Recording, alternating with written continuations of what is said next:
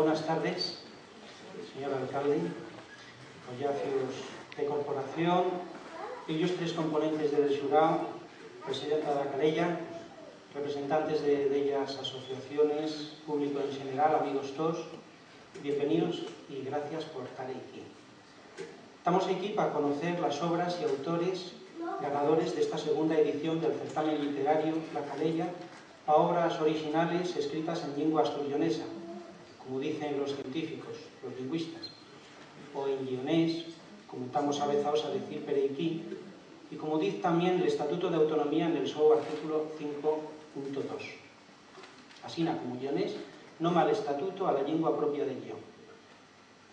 Non hai problema con la diversidad de nomes para referirse a una mesma lengua. La torga sería presentar como dixebrado lo que é lo mesmo.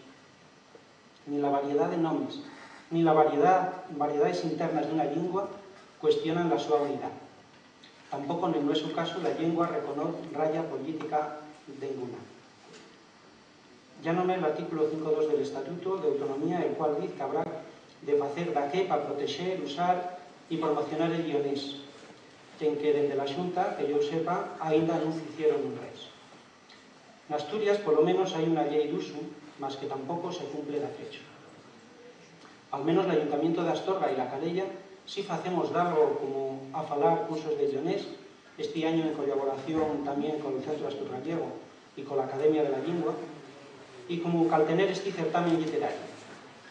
Con todo ello, queremos contribuir, en la curta medida de las nuestras posibilidades, a normalizar la imagen pública de este frágil e inestimable valor de nuestro patrimonio lingüístico. La verdad, es un honor y un orgullo para Astorga ver afitarse y medrar este certamen en el que se encuentran escritores en guionés vinientes de todo el dominio lingüístico. Estamos orgullosos de ser lugar de aconsellamiento de asturianos y guioneses de todas las provincias. Que esta curta intervención de mío valga, como comentamos, de la gala del segundo certamen literario La Calella 2008, Reino del Guión. Queda abierto este acto que va a dirigir quien ahora va a subir al estrado. Ya la conocéis, ya la presidenta de La Calella y es Mónica Pérez García. Y el mío deseo que disfruten de esta tarde y que gane el mejor, que así la ganamos todos. Muchas gracias.